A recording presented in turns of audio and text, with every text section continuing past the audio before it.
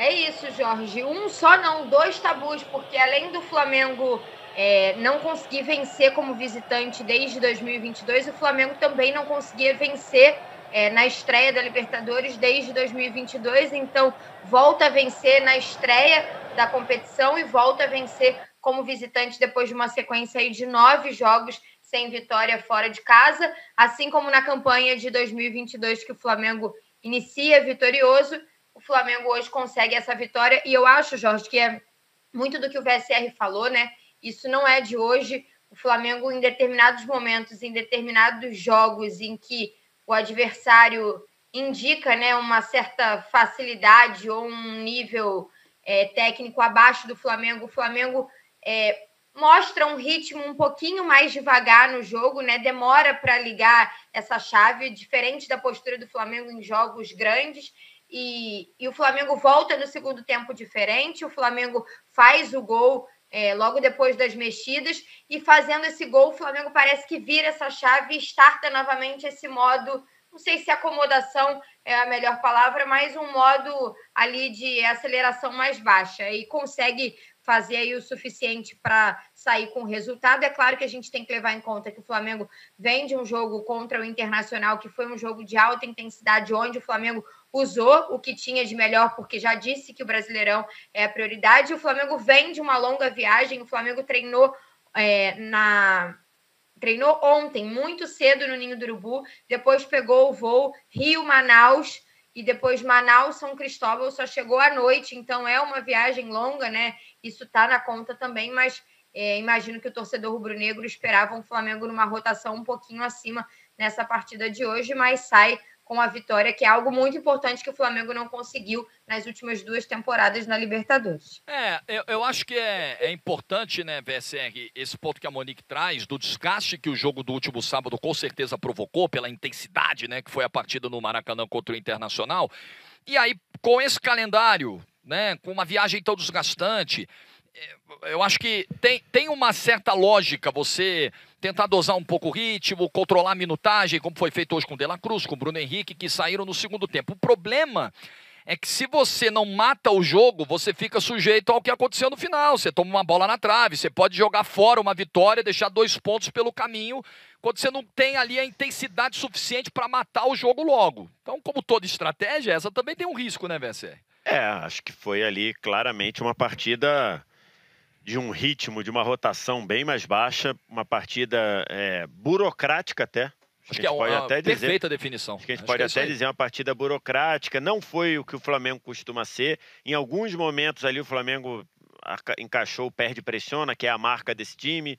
Em alguns momentos o Flamengo conseguiu ali no começo do segundo tempo acelerar um pouco as jogadas.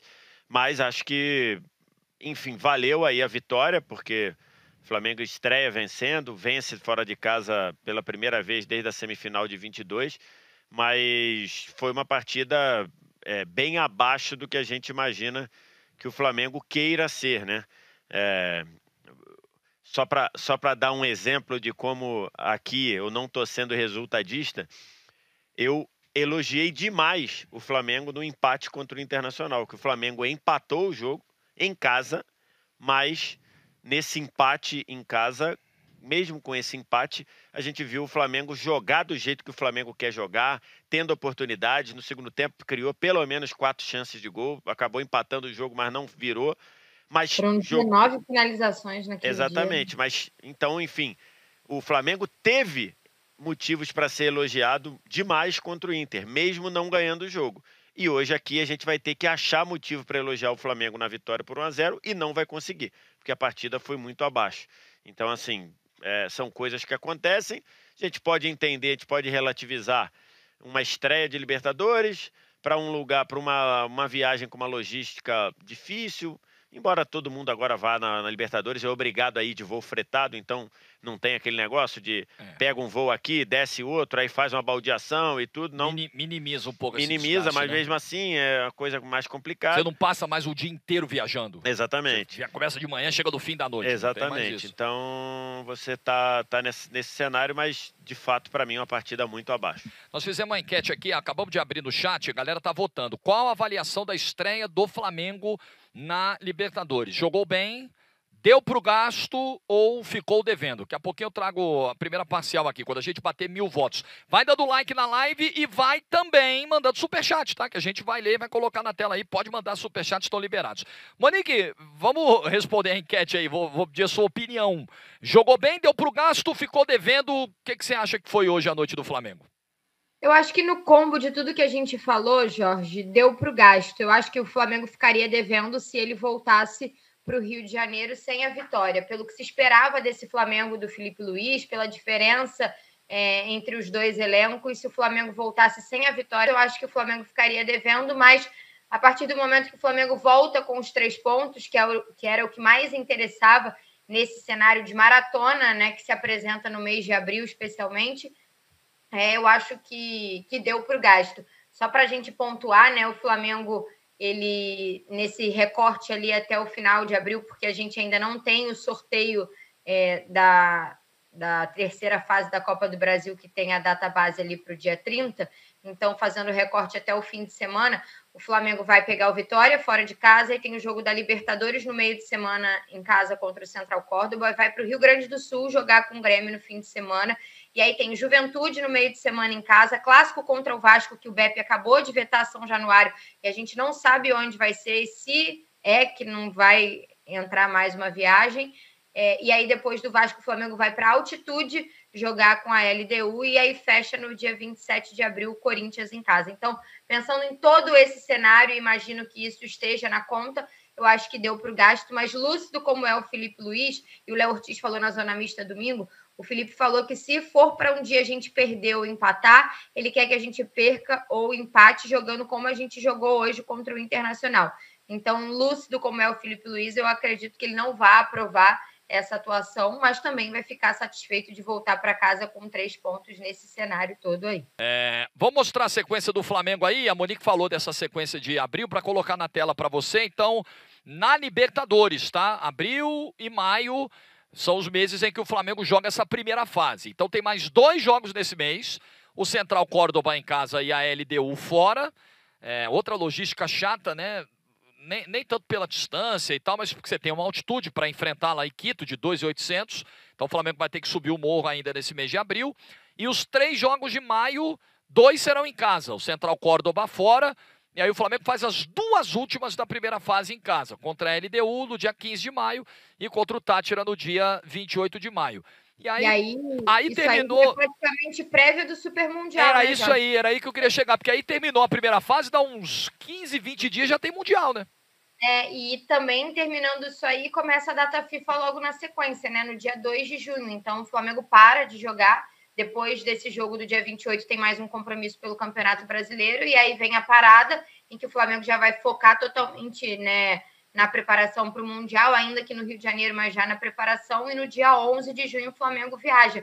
Então, se você for pegar esse recorte aí dos próximos 2 meses, né, são 2 meses de maratona, porque o mês de maio também vai ser com jogo a cada meio de semana, inclusive com a terceira fase da Copa do Brasil, né, a data ali que pula do 7, 15 e 28. A data que fica sem, que é o meio ali, que é o 22, é o jogo de volta da data base da terceira fase da Copa do Brasil, que joga dia 30 de abril e entra ali na meiuca do 22. Então, é uma sequência de jogos decisivos ali de meio de semana, além do Campeonato Brasileiro nos fins de semana, e aí logo depois já é a janela para a preparação para o Mundial, para o Super Mundial. Então, é uma maratona aí nesses 2 meses que o Flamengo tenta equilibrar os pratos para ter todos os seus jogadores 100% recuperados. O Pedro está aí no processo de retorno, o Arrascaeta e o Danilo também, com lesões mais simples, e tentar ter todo mundo pronto aí para encarar esses 2 meses em que o Flamengo diz que o Brasileirão é prioridade,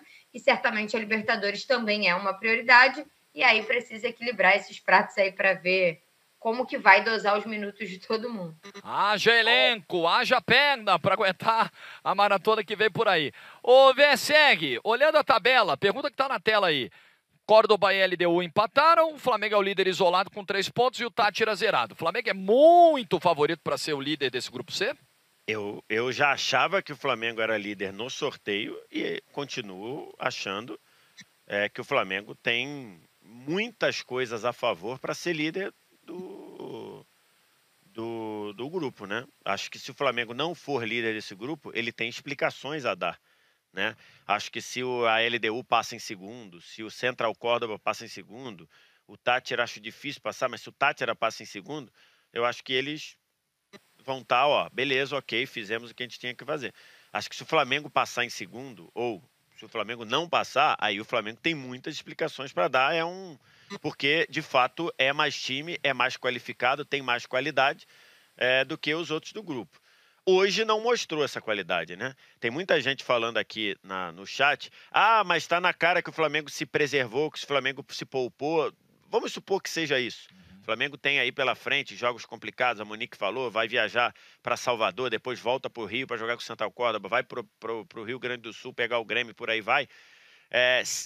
Vamos supor que isso seja verdade. Vamos considerar. Mas até para fazer isso, até para você descansar dentro do jogo, você tem que saber fazer. O que você quer fazer? Ó, vou entrar, vou tentar matar o jogo, fazer 1-0, 2-0 e depois vou administrar, depois vou descansar. Não foi o que aconteceu. O Flamengo fez o primeiro tempo de uma baixíssima intensidade, o Flamengo fez o primeiro tempo burocrático. Depois, no segundo tempo, deve ter tomado uma bronca do Felipe Luiz, voltou dando um gás, fez 1-0 e voltou para esse modo. Não à toa, tomou uma bola na trave, faltando nos acréscimos. Isso, 47. Poderia ter tomado um empate e aí seria penalizado.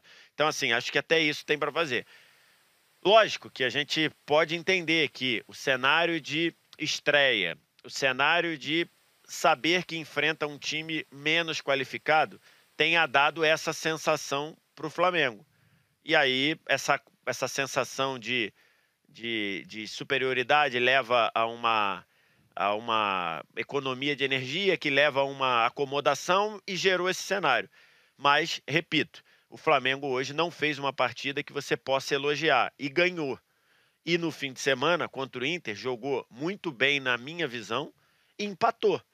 São coisas do futebol. Eu acho que o Flamengo tem a tendência a ser mais vitorioso, o Flamengo tem a tendência a ser vitorioso na temporada se ele tiver a postura de sábado no empate com o Inter do que a postura de hoje na vitória sobre o Táchira. A gente está vendo aí as estatísticas do jogo, foram 4 chutes do Flamengo no alvo, dos 12 que o time deu no jogo, e uma posse de bola de 63%. Ficou mais com a bola, mas não criou tantas chances assim, o ritmo não foi tão intenso assim, né? Muitas vezes tinha essa posse de bola um pouco mais lenta, um pouco mais cadenciada, sem acelerar tanto o jogo, e acabou vencendo, dando para o gasto, mas é aquilo, né? Você fica no limite ali, porque tomou a bola na trave do final e poderia ter perdido 2 pontos. A enquete ficou assim, ó, qual a avaliação da estreia do Flamengo na Libertadores? Deu para o gasto, 52%, a maioria. Ficou devendo, 30%. Jogou bem, 18%. Então, a maioria entende que o Flamengo não jogou bem, mas tem muito daquele pensamento, né? De, Libertadores é assim, primeira rodada, ninguém jogou tão bem assim na primeira rodada, o importante é vencer, é trazer a vitória fora de casa. É uma coisa para ser observada também, pode ter né? isso também. Claro, e o Flamengo trouxe a vitória.